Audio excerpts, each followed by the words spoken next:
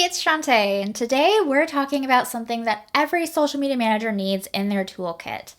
How to prove ROI to clients, even when the numbers aren't screaming growth. Let's be honest, when reach drops and engagement slows, clients start asking questions.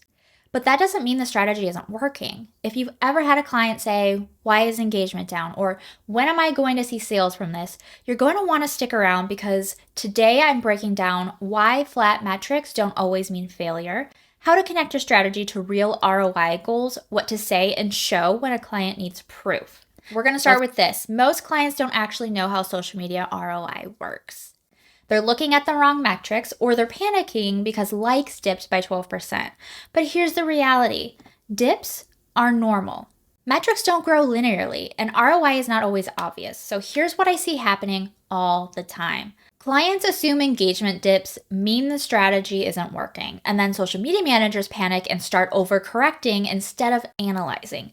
Reporting focuses on surface metrics instead of business goals. So if you think of it like this might help. Your content strategy is like a fitness plan. If your weight fluctuates by a few pounds, it doesn't mean your training isn't working. You have to zoom out and look at energy levels, strength, sleep, the big picture. And if you're working with North American audiences, based on 7+ years of data across our clients, we know there are predictable dips every 2.5 to 3 months and during key seasonal periods like summer, back to school, and the holidays. You should expect engagement to drop sometimes. Before we dive deeper into proving ROI, it's important to understand that not every post is designed to receive high engagement. In fact, your content should serve different purposes based on your goals. ROI, or return on investment, is about what you gain from the effort, time, and money you invest in your content.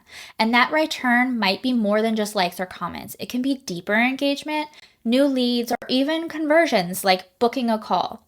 And there is a plot twist. Some posts that don't get a ton of likes or shares can actually be the ones that convert the most. For example, a post that clearly explains a key service benefit or includes a strong call to action might not hit the engagement numbers of posting like a fun meme, but it could be the very thing that nudges a follower to sign up for your consultation or download your free resource.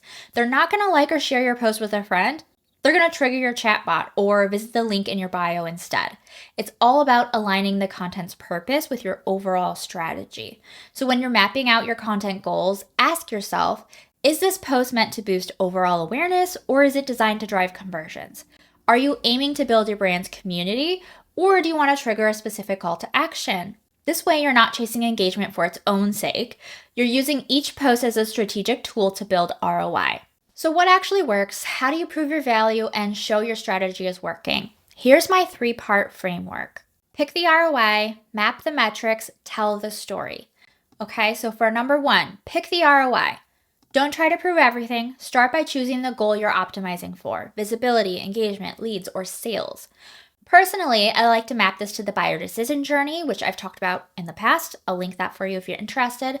So for example, if your goal is visibility, you want to measure reach, profile views, and shares. If your goal is engagement, you want to measure saves, comments, DMs.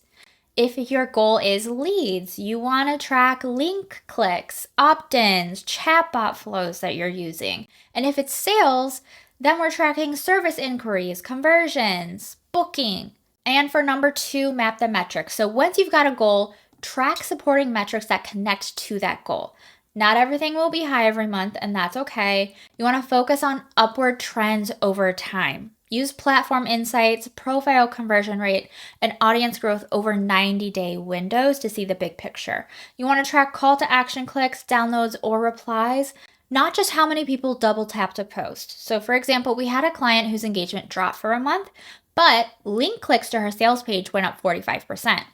Why is that?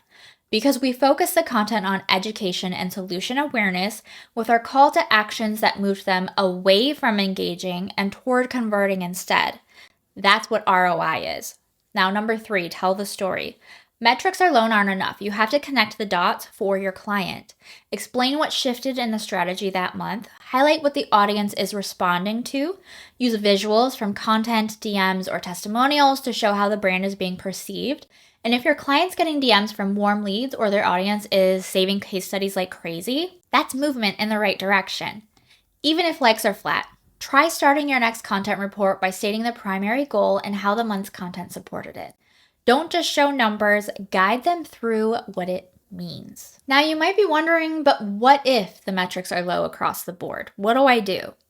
That's the perfect time to then revisit your content strategy. Engagement dips can mean it's time to test new hooks, refresh formatting, or realign with audience pain points.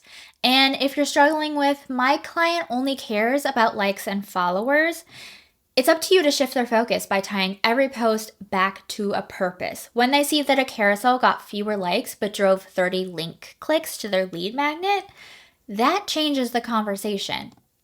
And if you're not sure how to explain seasonal dips without sounding like you're making excuses, normalize them in your onboarding and monthly reports. Include predictive insights and show the consistent patterns across the year. It builds trust and shows leadership. If you've had an amazing month one month and you know next month is going to be a dip, let them know ahead of time. Hey, this month was amazing, but expect that next month, things aren't going to be as great. And then when you're reporting for that month, you can do a callback of, now we expected this already from last month because of X, Y, and Z, and so we're right where we expected to be this month. Now, if you're thinking, this sounds great, Shantae, but I don't actually know how to do these types of reports or how to explain these results to my clients or how to do these estimates, you need my metrics and reporting masterclass and the monthly insights and results report template. The class walks you through how to read metrics like a marketer. The template helps you turn numbers into a compelling story that shows your value. You'll feel way more confident presenting results, and your clients will finally understand the strategy behind the content. You can grab both at shop.sugarpunchmarketing.com. Everything will be linked for you below. So if you take anything away from this episode, remember that flat metrics and low engagement posts aren't always a bad thing. Choose a primary goal and track supporting KPIs, and learn how to explain the why behind the numbers. If you found this helpful and want more support, I've got 3 ways to take action right now. First, join the free Social Media Manager Lounge to connect with other social media managers who get it. Second, check out the Metrics Masterclass and monthly reporting template to finally feel confident showing your clients what's working.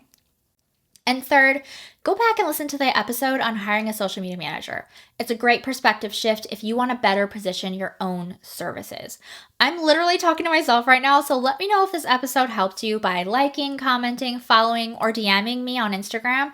Your support is what keeps this podcast going while I'm doing all the editing myself. All the links that I mentioned are in the description below, and next week, we're shifting gears and talking about the pricing breakdown for clients and freelancers for how much a social media manager costs. It's going to be a real one. Thanks for hanging out, and I'll see you next time.